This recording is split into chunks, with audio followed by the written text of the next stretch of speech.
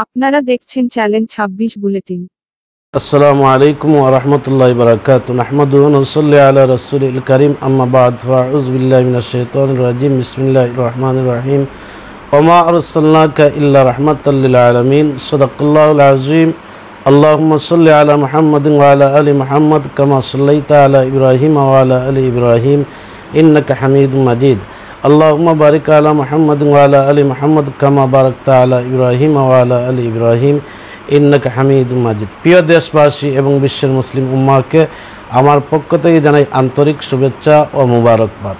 আজকে 12ই রবিউল আউয়াল, আমাদের নবী সরকার দু আলম, দুজাহানের বাদশাহ, সৈয়দুল মুরসালিন, খাতামুন নবীন, শাফিউল মুজনিবিন, রাহমাতুল লিল আলামিন হযরত মুহাম্মদুর রাসূলুল্লাহ সাল্লাল্লাহু আলাইহি সাল্লামের জন্মের দিন।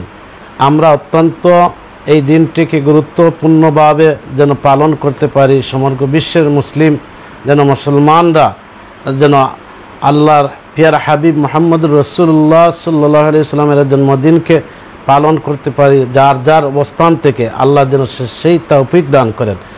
প্রিয় নবী হযরত মুহাম্মদুর রাসূলুল্লাহ সাল্লাল্লাহু আলাইহি সাল্লাম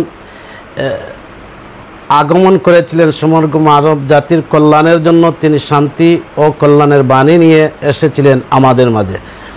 মহানবী হযরত মুহাম্মদ সাল্লাল্লাহু আলাইহি সাল্লামের জন্ম ও মৃত্যু ওর পূর্ণ স্মৃতিময় 570 খ্রিস্টাব্দের এই দিনে অর্থাৎ 12ই রবিউল আউয়াল তিনি আরবের মক্কা নগরীতে জন্মগ্রহণ করেন। 63 বছর বয়সে এই দিনেই তিনি ইন্তেকাল করেন। তাই এই দিনটি অত্যন্ত পবিত্র, মহিমান্বিত ও অনন্য। যুগে যুগে মানুষকে সঠিকভাবে পরিচালিত করার জন্য মহান আল্লাহ সুবহানাহু ওয়া তাআলা অসংখ্য নবী রাসূল পাঠিয়েছিলেন। আমাদের প্রিয় নবী হযরত মুহাম্মদ সাল্লাল্লাহু আলাইহি সাল্লাম তাদের মধ্যে শেষ ও শ্রেষ্ঠ নবী ছিলেন। সমগ্র মানব জাতির কল্যাণে উৎসর্গকৃত ছিল বর্ণাঢ্য কর্মময় জীবন। রাসূল পাক সাল্লাল্লাহু আলাইহি সাল্লাম ছিলেন ন্যায়নিষ্ঠ, সৎ ও সত্যবাদী এক মহাপুরুষ। মানুষের মুক্তি ও কল্যাণ কামনা করেছেন তিনি এবং সে লক্ষ্যে ব্যয় করেছেন জীবনের সবটুকু সময়। নবুয়ত প্রাপ্তির আগে তার সততা ও সত্যবাদিতা স্বীকৃতি পায় আল আমিন উপাধিতে। ডাকা হতো তাকে সে সময় আল আমিন উপাধিতে। যে সময় রাসূলের আবির্ভাব হয় তখন আরব ছিল কুসংস্কারের অন্ধকারে আচ্ছন্ন একটি পশ্চাৎপদ জনপদ। সামাজিক অনাচার আর অবিচার নিত্য নৈমিত্তিক। তখন মানুষের জীবনে শান্তি ছিল না ন্যূনতম স্বস্তি।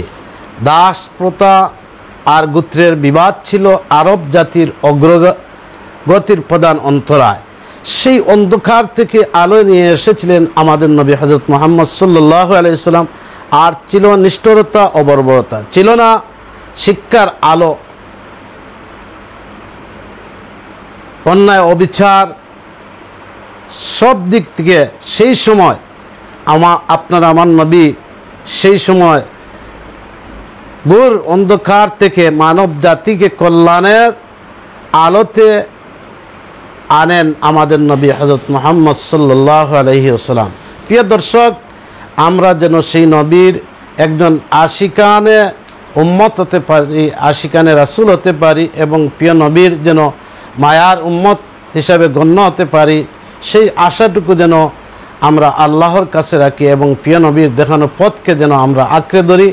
আল্লাহর রাসূল সাল্লাল্লাহু আলাইহি সাল্লামের জীবন আদর্শ এবং তার জীবনী যদি আমরা আমাদের মাঝে আনি এবং তার আদর্শকে আমাদের মাঝে বাস্তবায়ন করি, তাহলে আমাদের সংসার জীবন থেকে নিয়ে সামাজিক জীবন, পাড়া মহল্লা এবং রাষ্ট্র পরিচালনা সহ সুন্দরভাবে পরিচালনা করা সম্ভব হবে রাসূলের আদর্শ যদি আমাদের মাঝে ফিরিয়ে আনতে পারি এবং বাস্তবায়ন করতে পারি।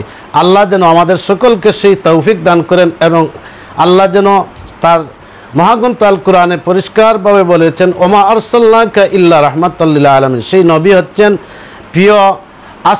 প্রিয় এবং বিশ্ব মুসলিম উম্মাহের জন্য, বিশ্ববাসীর জন্য রহমত হিসাবে প্রেরণ করেছিলেন। সেই নবীর উম্মত হিসাবে আমরা দুনিয়ার জমিনও জন্মগ্রহণ করেছি। আমরা শুকরিয়া আদায় করে নিচ্ছি আলহামদুলিল্লাহ। আজকে আপনাদের কাছে এই পর্যন্ত আমি বক্তব্য রাখলাম। অন্য কোনো সময় অন্য একটি বিষয় নিয়ে আসবো। আপনাদের কাছ থেকে বিদায় নিচ্ছি। আল্লাহ হাফিজ। ওয়া আখিরু দাওয়ানা আলহামদুলিল্লাহি রাব্বিল আলামিন। আসসালামু আলাইকুম ওয়া রাহমাতুল্লাহি ওয়া বারাকাতুহু।